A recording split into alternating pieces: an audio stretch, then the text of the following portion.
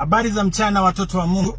Ambaye anawahudumia na kuwahudhuria ni the chairman wa gospel music Kenya na Afrika Mashariki kwa jumla. Mimi nataka kuaddress maneno ya Embarambamba.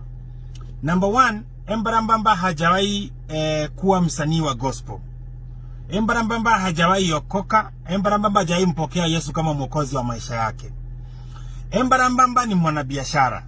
Embarambamba ametoka Kisii akiwa dansa wa Sagero, ambaye ndio msanii mkubwa kabisa wa nyimbo za kidunia wa Kisii. Embarambamba akatoroka na akakuja akaanza kufanya uwazimu. Kwa sababu gani? Embarambamba nimeambiwa na nimeconfirm kutoka Kisii kwamba nyanya ya Embarambamba alikuwa mchawi.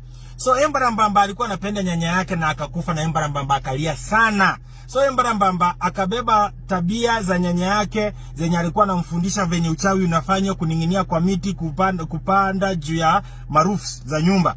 Embarambamba akafikiri ni talent. So akakuja akaanza kufanya kwa nyimbo za Mungu ambazo ni uchawi. So Embarambamba amewaconfuse nyinyi, mkafikiri ni talent, mkaanza kusema ni gospel artist. Embarambamba si gospel artist. Embarambamba ni mwana biashara.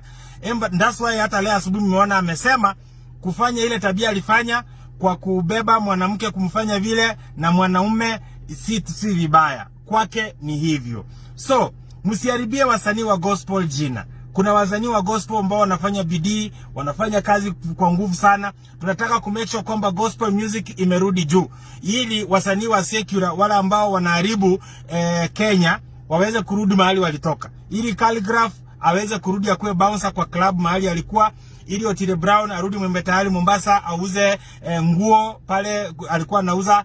Alafu na mtu kama Nameless aweze kurudi aanze kuwa architect, acholee watu manyumba.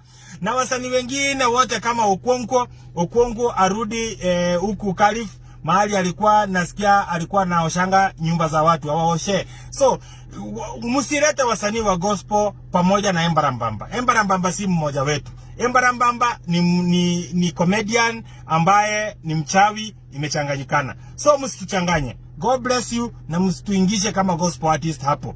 Kabisa, nimesema kama chairman.